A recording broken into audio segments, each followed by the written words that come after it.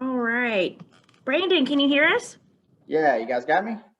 Got you. All Cool. right. Thank you for joining us today in advance of Phoenix. A track that obviously has some great memories for you, but a track that you took home the win, in the spring of last year. So talk a little bit about Phoenix and what it means to be headed back. Yeah, I mean, obviously that's one of those tracks that we always look forward to for the fact that we had so much speed there last year. Was able to hold Kyle off. I think Brad also Kozlowski was in the race as well, and yeah, so that was a big win for us for sure. Yeah, I think coming into it, coming into it this weekend, this is the one that I've been looking forward to, and I've circled on the schedule for a while now, and I've just I made so many notes last year after that win that we had, and honestly the championship race as well. I felt that we had a car probably capable of winning that race again also. So I after those races, I sat down, made a big notebook on everything that I've learned, and I think they need to keep spraying that compound PJ1 down because that's what really helps us out and kind of propels us to the front. And I think our strong suit there is our longevity in our Supras. I don't think we start out maybe the best car on the racetrack, but at the end of the day, our stuff comes to life really well and doesn't fall off near as bad as anybody else does. So yeah, I'm looking forward to getting there this weekend and hopefully adding a win here pretty soon to our stats. All right, and looking back to last year from the NASCAR Xfinity Series side, you're the last driver to really have the opportunity to enjoy what felt like a true victory lane and all the fans in the stands cheering, on the start finish line. So, any special memories from that day that you have, just especially looking back of now that with COVID, you haven't really had the opportunity to celebrate like that since then.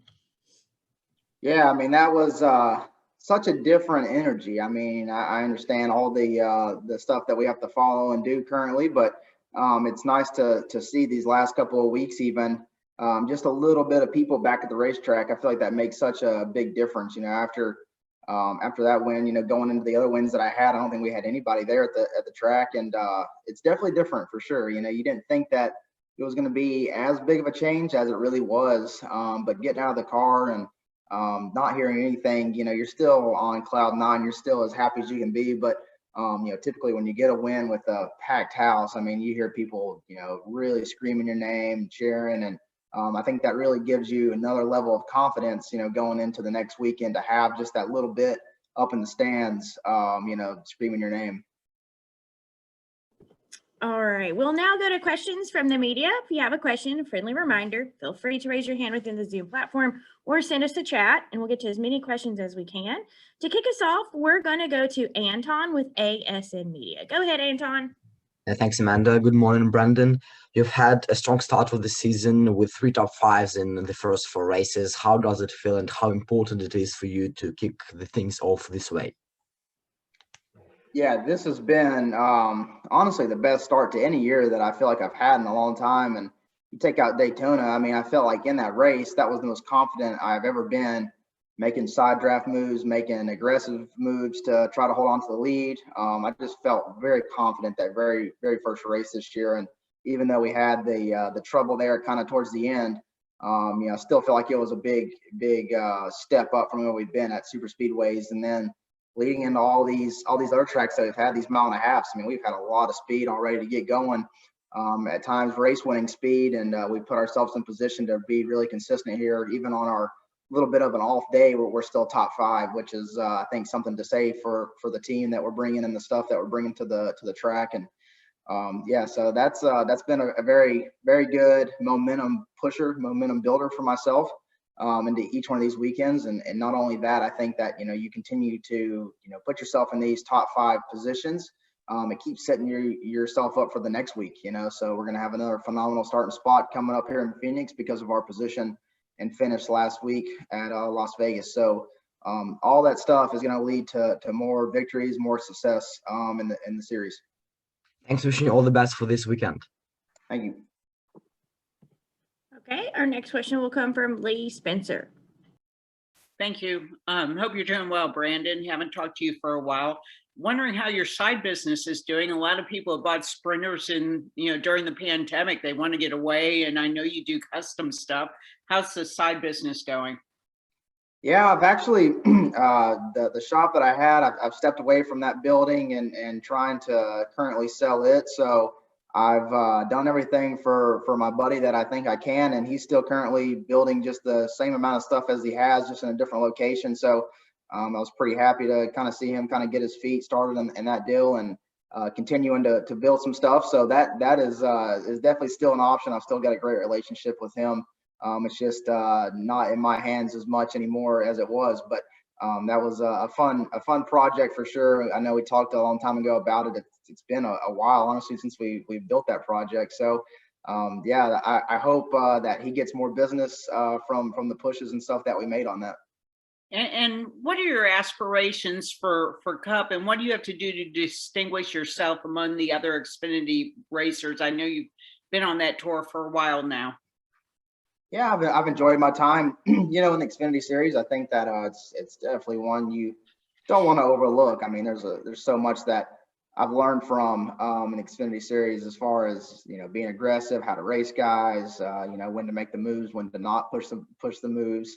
And I've been in the series now for, like you mentioned, a lot longer than almost I can remember. It's been a long time in this series, but I feel that you're looking for seats all the time, and I think that next year, if anything, that's the new car. You want to try to get into a Cup car, that'd be it. But I don't have any plans currently to be in a Cup car, but that's always my aspiration. Every week I go into the weekend thinking, all right, let's try to get a win. Let's try to make a big impression, because I know these Cup teams and different organizations and even Joe Gibbs Racing is always looking for the next best talent to put themselves in a Cup ride. So yeah, I mean that's our goal, for sure in the Xfinity Series, is to get to that next step. And I just keep doing all the right things, and hopefully that'll lead to that in the future. Appreciate your time. Good luck this weekend. Thanks, Lee.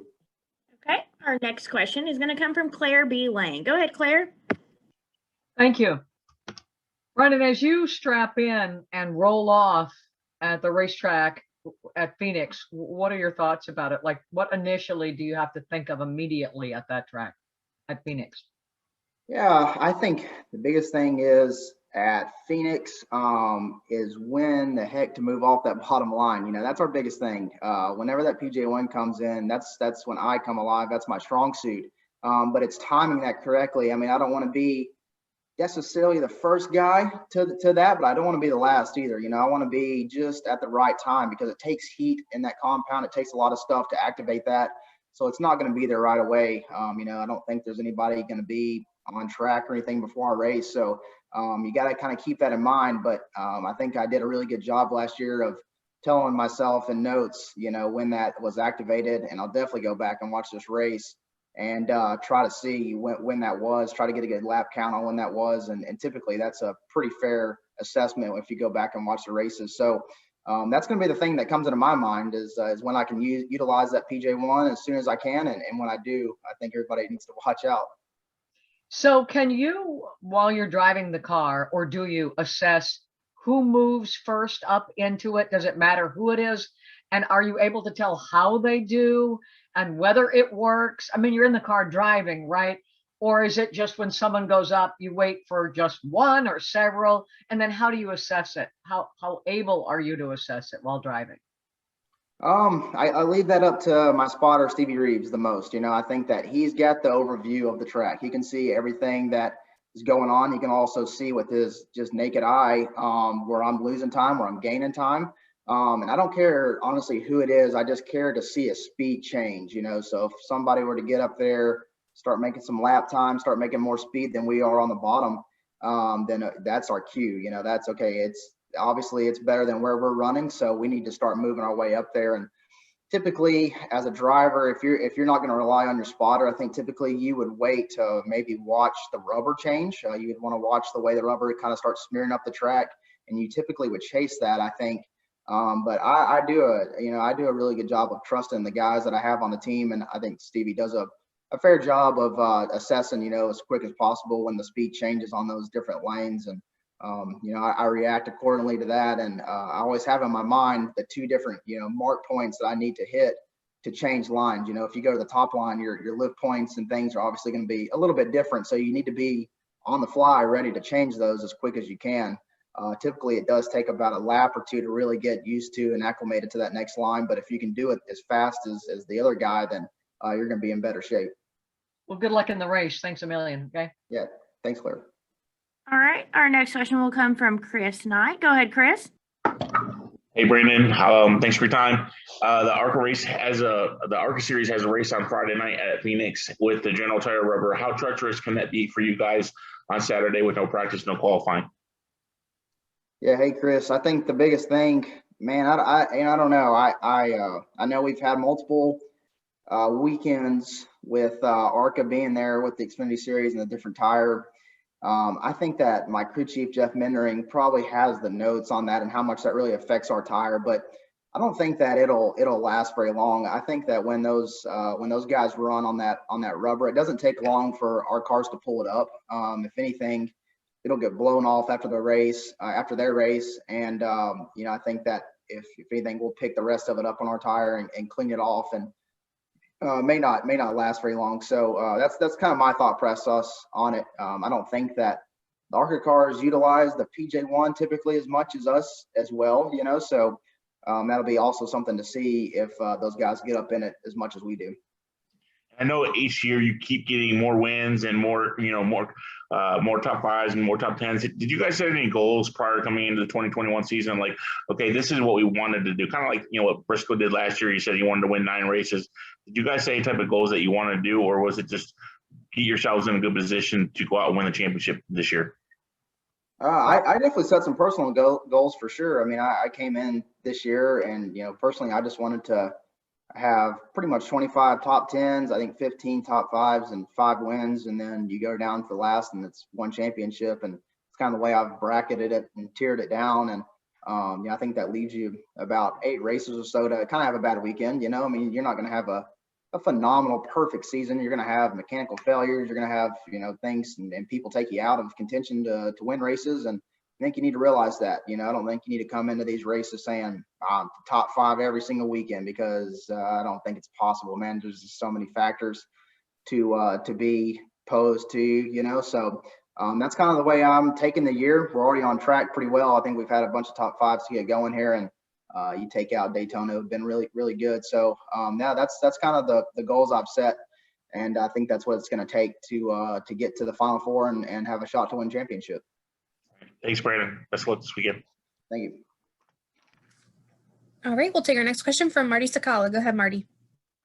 Thanks, Marissa. Brandon, thanks for the time. Hope you're doing well, man. I'm just kind of curious what's going to be like racing Ty Gibbs again this weekend as your teammate, with him coming off of the win at the Daytona Road Course, but also having won at ARCA in Phoenix. What's it going to be like racing with him this weekend? Man, I mean, I think Ty does a really good job. He obviously doesn't have many laps in an Xfinity car, but I see him every single day, wearing iRacing out, wearing the Toyota simulator out. So he definitely has a bunch of sim time at these tracks on these cars. I don't know. I think that the oval is going to be a little different for him this weekend. I know he's extremely fast. He's been good there in the past, but I just don't think there's as many shortcuts that you can take at an oval that you can at a road course. That could maybe, help you out at the end of the day. So I'm looking forward to seeing, though, how he does. I mean, this will be a pretty big weekend for him. Be interesting for me, too, to see kind of the speed that he's got when we get to the track. But I've got the bigger notebook, I think. So I think it'll be tough to beat the 19 this weekend. All right, cool. Thanks, Brandon. Good luck this weekend. Yeah, thanks, man. All right, we'll take our next question from Garrett with the Gas and Go podcast. Go ahead, Garrett. Thanks, Marissa. Hey, Brandon. I can't help but notice every week just the amount of guys in contention and good cars that are out there in the Xfinity Series. Is this the most talent you've seen in the Xfinity Series in your time in the series?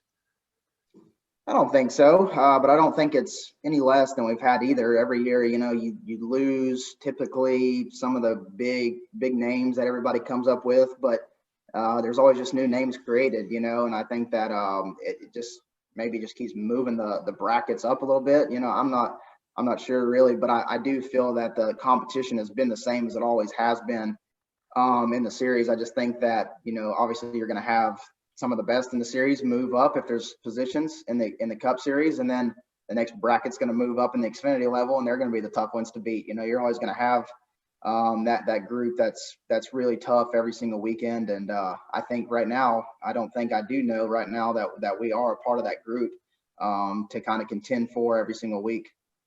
Cool. Well, thanks, man. Good luck this weekend. Thank you. All right, we'll take our next question from Jeff Magliochetti. Go ahead, Jeff.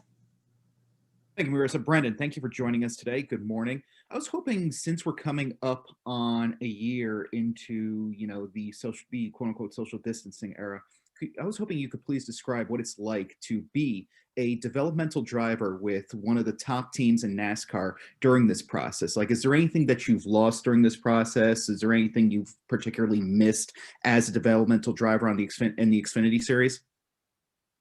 Not necessarily. I think that we still have all the tools to us, that are relevant that we would have had with a practice and a qualifying normal weekend. The biggest thing is when we were practicing, I did a really good job of utilizing our SMT that we recently acquired. I know it's not sensors like the Cup cars, it's more GPS driven, but at the same time, you see a lot of areas that you lose time in. And I was using that first practice to look at that afterwards. And then I would go to the next practice with the exact knowledge that I needed to, beat the best guy in practice. And that was transferring to the race pretty well. So now, you lost that aspect of it a little bit. I still look at that before the race on the last race that we had. And I compare my notes to see, where the lift points and things have changed. But that's about the biggest thing that I think for myself, I'm lacking right now just a little bit, is having that one up level from the practices that we've had. I mean, the workouts have stayed the same. Obviously last year with everything going on, I kind of limited myself from the gym. I tried to stay at home as much as possible and work out from home. But, I've been trying to balance that and mix that back in this year. And I think that all of that's, pretty much on par. So that would be the biggest thing I would say is the practice, is not having the data to kind of compare for the race. Terrific. Well, thanks, Brandon. Keep up the great work. Thank you. All right, we're going to take our final question from Ashley McCubbin. Go ahead, Ashley. Thank you. Brandon, thank you for speaking with us today. We saw the speed that Daniel Hemrick had last weekend. What has he brought to the table as far as working together with you and Harris? Yeah, I've been a part of Daniel's career for a long time. I mean, we've raced each other in super late models. We raced each other at RCR when we were both there, and now we're both at Gibbs. So, I think he's been around for a long time. He knows a lot about, the way that cars mechanically work. So I think that all that stuff is really good. And we've bounced ideas already off each other a bunch. And I've used him. I think he's used me a little bit to kind of just get used to the Gibbs equipment. He hasn't been in one of these cars yet. So I think that he's kind of bounced a lot off of me, trying to just kind of, get some answers versus, stuff that we've driven in the past compared to what we're in now. So that's kind of the things that we've been doing a little bit. And I know as a group, we've been doing a really good job of kind of going to the go-kart track all together, spending a lot of team time. And I think that all of that is pays off when we get to the track. Having confidence in your teammates is a big deal. If I can trust them, then they can trust me. Then you're going to have a much smoother a year. And I think that it benefits you more than hurts you, for sure. If you let your teammate in every once in a while, I think that it pays off in the long run. So all that stuff is very good, very helpful, and I think he definitely brings a different amount of knowledge to the team. And in past years, we've seen a Fab 3 evolve or such, like with regards to championship contenders. We're early in the season, but do you feel that we're going to see that again, or is this parity that we've experienced early going to carry for the rest of the summer? I don't think that the series has kind of established the best just yet. We've had some interesting finishes for sure, and I feel that once we get closer here to the playoffs, it's really going to kind of become noticeable about who's competitive every single weekend. I think you're always going to have the guys that sneak in there, get a win every once in a while, but it's the ones that are running consistently up front the entire year. That's the ones that I think are going to be the ones to watch, the ones to keep your eye on for the Final Four is that consistent group that runs, top 3 every single week and is, competing for those wins. Thank you for your time. Thank you. All right, Brandon, thank you so much for joining us, and we wish you the best of luck this weekend in Phoenix. All right. Thank you guys for having me. Appreciate it. All right, and to all the media who've joined us here as well.